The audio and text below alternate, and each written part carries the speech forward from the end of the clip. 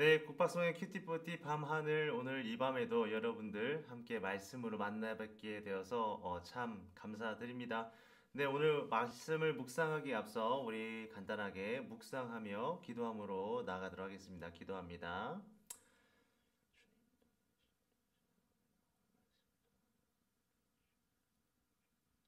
하나님, 오늘 말씀을 통하여 하루를 마무리하며 또한 하루를 열어가는 이 시간 되기를 소망합니다. 주의 성령께서 함께하여 주옵소서. 예수님의 이름으로 기도합니다. 아멘. 네, 여러분 오늘 우리가 함께 볼 말씀은 고린도전서 11장 17절에서 34절 말씀이고요. 우리가 함께 말씀을 읽어 나갈 텐데요. 말씀 단어 하나하나에 집중하고요. 성령의 인도하심을 구하면서 우리가 같이 말씀을 읽도록 하겠습니다. 17절부터 34절까지 말씀 우리 한 목소리로 같이 읽겠습니다. 시작. 내게 명하는 이 일에 너희를 칭찬하지 아니하나니 이는 너희의 모임이 유익이 못되고 도리어 해로움이라. 먼저 너희가 교회 모일 때에 너희 중에 분쟁이 있다 함을 듣고 어느 정도 믿거니와 너희 중에 파당이 있어야 너희 중에 옳다 인정함을 받은 자들이 나타나게 되리라. 그런즉 너희가 함께 모여서 주의 만찬을 먹을 수 없으니 이는 먹을 때에 각각 자기의 만찬을 먼저 갖다 먹음으로 어떤 사람은 시장하고 어떤 사람은 취함이라. 너희가 먹고 마실 집이 없느냐? 너희가 하나님의 교회를 업신여기고 빈궁한 자들을 부끄럽게 하느냐? 내가 너희에게 무슨 말을 하랴? 너희를 칭찬하랴? 이것으로 칭찬하지 않노라. 내가 너희에게 전한 것은 주께 받은 것이니 곧 주 예수께서 잡히시던 밤에 떡을 가지사 축사하시고 떼어 이르시되 이것은 너희를 위하는 내 몸이니 이것을 행하여 나를 기념하라 하시고 식후에 또한 그와 같이 잔을 가지시고 이르시되 이 잔은 내 피로 세운 새 언약이니 이것을 행하여 마실 때마다 나를 기념하라 하셨으니 너희가 이 떡을 먹으며 이 잔을 마실 때마다 주의 죽으심을 그가 오실 때까지 전하는 것이니라. 그러므로 누구든지 주의 떡이나 잔을 합당하지 않게 먹고 마시는 자는 주의 몸과 피에 대하여 죄를 짓는 것이니라.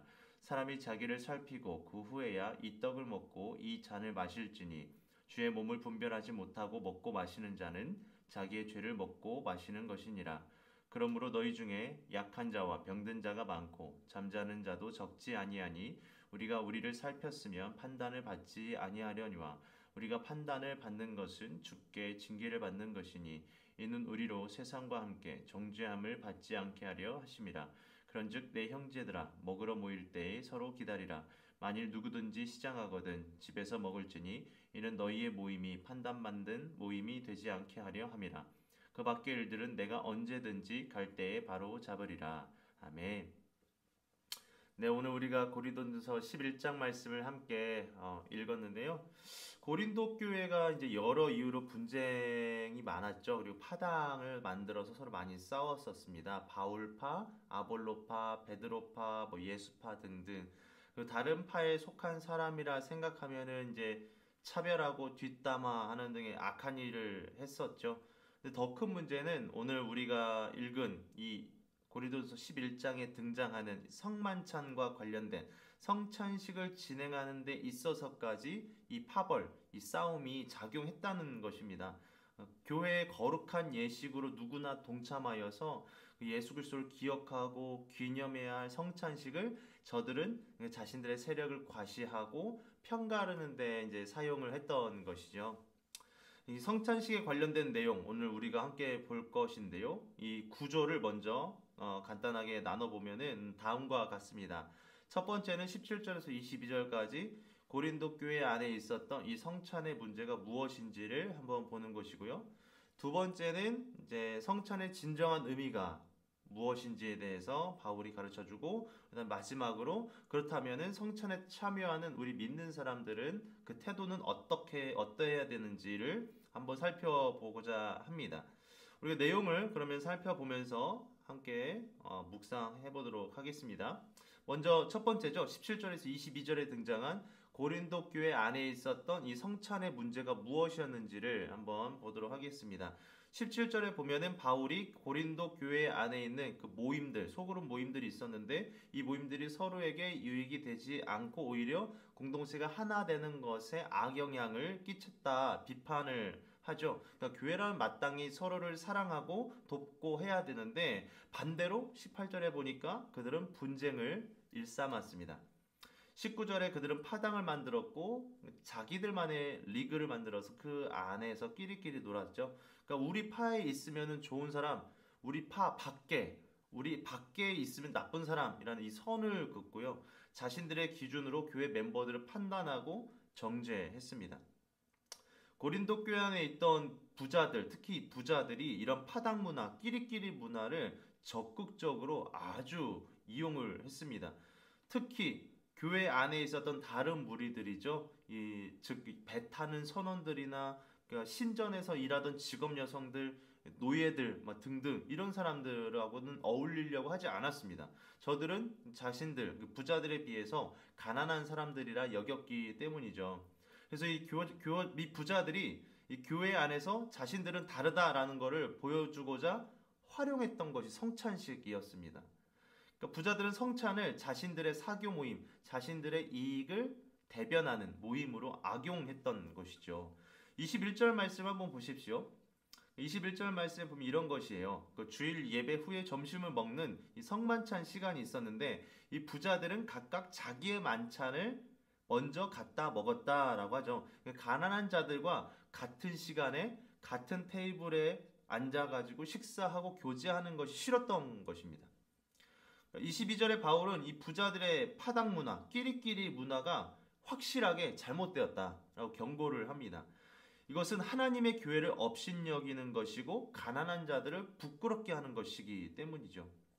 그들이 교회를 업신여겼다라는 것은 예수님께서 세우신 교회의 목적, 예수님 안에서 신분의 모든 장벽이 무너지고 부자와 가난한 자의 경계가 허물어진 것을 이들이 무시했다는 겁니다. 예수님이 무너뜨린 모든 장벽들을 부자들은 다시 세웠던 것이죠. 그렇다면 진정한 성만찬의 의미는 어디에 있을까요? 무엇일까요? 그래서 바울이 이어서 두 번째 단락에서 말하는 것이 진정한 그 의미를 우리에게 알려주는 것입니다. 우리는 성만찬하면 기본적으로 예수님께서 잡히시던 밤에 제자들과 함께 최후의 식사를 했던 장면을 떠올릴 겁니다. 예수님께서 제자들과 더불어 떡과 포도주를 나눠 먹고 마시죠. 여기에는 두 가지 큰 의미가 있습니다. 첫째는 예수님의 몸과 피를 기념하는 것이에요. 예수님의 몸과 피를 기념하는 것. 24절에도 보면은 예수님의 몸을 기념한다고 했고 25절에 가서 보면 예수님의 피를 기념한다고 했습니다. 여기서 기념하다는 것은 기억하다, 고백하다라는 뜻을 가지고 있습니다. 다시 말해서 우리가 이 성만찬을 통해서 함께 먹고 마시면서 십자가에서 자신의 몸과 피를 다 내어놓고 쏟으시면서까지 보여주셨던 그 예수님의 사랑, 이 사랑을 기억하는 것이고요. 마땅히 구원받은 자로서 그 받은 은혜를 공동체와 함께 고백하는 것, 여기 그 의미가 있다는 것입니다. 다시 말해서 앞서 부자들끼리 우리끼리 즐기는 것이 이 교회의 성만찬이 아니었던 거예요. 부자나 가난한 자 모두가 함께 예수님의 몸과 피를 기념하고 거기에 동참하는 것. 이것이 세상의 문화, 세상의 끼리끼리 또 문화와 다른 것 아니겠습니까? 예수님의 십자가는 모든 막힌 담을 허물고 하나 되게 하셨다는 것을 기억하는 것이죠. 두 번째 큰 의미가 있습니다. 두 번째 큰 의미는 십자가 복음을 세상에 전하는 것이에요. 26절에 보면 성만찬을 행할 때마다 주의 죽으심을 그가 오실 때까지 전한다고 했죠. 단순히 우리 안에서 십자가의 의미를 기념하고 기억하는 정도로 끝나는 것이 아니라 넘어서서 예수님의 십자가 안에서 하나됨을 경험했다면 이제는 교회 밖에 있는 안 믿는 사람들, 안 믿는 가족, 친구들에게까지 이 복음, 이 십자가의 사랑이 전해지도록 노력하는 것, 거기에 의미가 있다는 것입니다. 그러니까 앞서 첫 번째 의미, 이 성만찬의 의미가 교회 안에 집중되어 있었던 것이라면 이 두 번째는요, 교회 밖을 안 믿는 자들을 향하고 있다는 것을 우리가 알 수가 있죠. 여기까지 성만찬에 대한 다른 의미 두 가지를 살펴보았습니다. 그리고 마지막 세 번째 단락에 가서 그렇다면은 이제 우리가 어떻게 이 성만찬에 바른 태도로 참여할 수 있을지에 대한 가르침이 나옵니다. 28절을 한번 보십시오. 28절에 보면은 자기를 살핀 후에 성만찬에 참여할 것을 말하죠. 그러니까 자기를 살핀다는 것은 앞서 살펴본 성만찬의 두 가지 의미에 비추어서 살펴보는 것을 말합니다. 첫 번째 의미가 무엇이었죠? 그러니까 예수님의 십자가를 통해 주어진 그 구원의 은혜를 기억하고 공동체와 함께 고백하는 것이라고 했었죠. 그러니까 중요한 것은 공동체와 함께 간다라는 것입니다.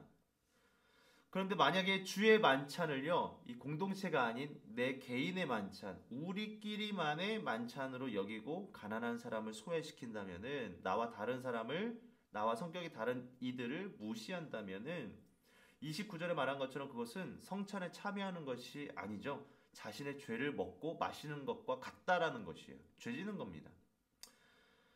그러므로 33절에 말한 것처럼 우리는 서로를 기다려줄 수 있어야 돼요. 서로를 기다려주는 것. 성만찬은요, 함께 먹는 것이기 때문입니다. 부자가 먼저 먹고 가난한 자가 나중에 먹는, 그래서 성만찬이 또 다른 벽을 만드는 도구로 악용되어서는 안 된다는 것이죠. 서로를 기다려주는 것. 이것은 공동체 안에서 서로의 다름을 참아준다라는 것을 말합니다. 성격의 다름, 의견의 다름 등등 나와 다른 것에 대해서 인정해주고 참아주고 받아주고 사랑해주는 것. 여기 십자가의 사랑, 예수님의 몸과 피에 담겨있는 성만찬의 의미 아니겠습니까? 마지막으로 성만찬의 두 번째 의미와 연결시켜 보아야 할 것이 32절 말씀이에요. 32절 말씀에 보면은 먼저 두 번째 의미가 뭐였었죠? 기억하십니까? 십자가의 복음을 이 세상에 전하는 것, 교회 밖에 있는 복음을 말하는 것이겠죠. 복음을 전하는 것을 말하는 것이죠. 여기에 32절에 가면은 세상과 함께 정죄함을 받지 않아야 한다라고 했습니다. 그러니까 교회와 세상과 다른 점이 있다면은 여기 십자가의 복음이 있다라는 것이죠. 다른 말로 하면은 무엇이냐면 이 부자와 가난한 자가 같은 시간과 장소에서 식사를 할 수 있어야 된다는 거예요. 이것은 당시에 고린도 교회에서 부자와 가난한 자가 함께 식사할 수 없었던 문화를 생각을 한다면은 고린도 교회만큼은 그 모든 장벽을 허물고 십자가 복음 안에서 진정한 하나됨, 이 하나 된다는 것을 세상 가운데에 보여줘야 됐다라는 것입니다.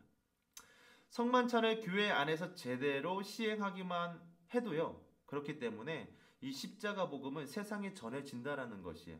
교회의 모습을 통해서 교회 안에 이 차별이 없는 이 성만찬의 모습을 통해서 십자가의 복음은 세상 밖에 있는 안 믿는 자들에게도 선한 영향력을 미치게 된다라는 것이에요. 그래서 32절에 말한 것처럼 세상과 함께 정죄함을 받지 않는 것이죠.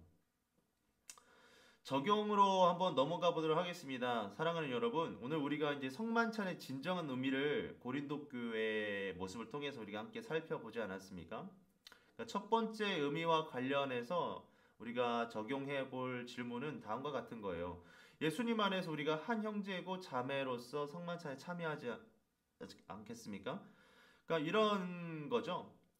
같은 같은 은혜를 고백하는 겁니다. 공동체 안에서 그렇다면 우리가 이 끼리끼리 우리만의 문화는 없는지 한번 돌아보기를 원하고요. 개인적으로 또 적용해 봤을 때는 나와 다른 생각과 감정을 가진 친구와 의도적으로 멀리한 적은 없는지 한번 질문을 하면서 내 안에 스스로 적용해 보면 좋겠습니다. 두 번째는 이겁니다. 성만찬의 의미 두 번째와 더불어서 한번 적용을 해보아야 될 게 뭐냐면 우리 공동체를 통해서 십자가 복음이 세상 가운데 드러나고 있는지에 대한 질문이에요. 그러니까 우리 공동체, 내 개인이 될 수도 있겠죠. 오늘 학교에서나 가정에서나 나를 통해 복음이 드러나고 있는지, 그리고 나는 그 복음이 드러나는 삶을 위해서 어떻게 삶을 살기 위해 노력하고 있는지 이 질문을 던지면서 우리가 함께 말씀을 적용하고 나가면 좋겠습니다. 네, 오늘 결단 기도하면서 이제 마무리를 할 텐데요. 여러분들 오늘 말씀을 잘 묵상하시고요. 나름대로 결단하면서 또 하루를 마무리하시고 내일을 말씀으로 또 인도함 받고 열어가는 여러분들 되면 좋겠습니다. 제가 결단 기도 마무리하고요. 오늘 마무리하도록 하겠습니다. 기도합니다. 사랑의 하나님 참 감사를 드립니다. 오늘 고린도 교회를 통하여서 성만찬의 의미 두 가지를 우리가 함께 살펴보았습니다. 하나님 오늘 내가 다른 사람을 의도적으로 멀리한 적은 없었는지, 내가 그리스도의 십자가의 은혜를 그 복음을 받았다고 말은 하지만은 그 복음대로 살아갔는지 다시 한번 돌아보게 됩니다. 그리고 나를 통해서 우리 공동체를 통해서 그 십자가의 복음이 오늘 드러나고 있는지를 다시 한번 또 생각하게 되며 오늘 하나님의 도우심을 구하게 됩니다. 하나님, 오늘 하루를 마무리합니다. 하나님 함께하여 주신 것 참 감사를 드리고 내일 아침에 일어나 또 학교에서건 가정에서 살아갈 때 복음을 드러내는 삶을 살아가는 우리 모두가 될 수 있도록 인도하여 주시옵소서. 감사드리며 예수님의 이름으로 기도합니다. 아멘. 네, 사랑하는 우리 큐티푸티 가족 여러분, 내일 이 시간에 또 만나 뵙도록 하겠습니다. 감사합니다.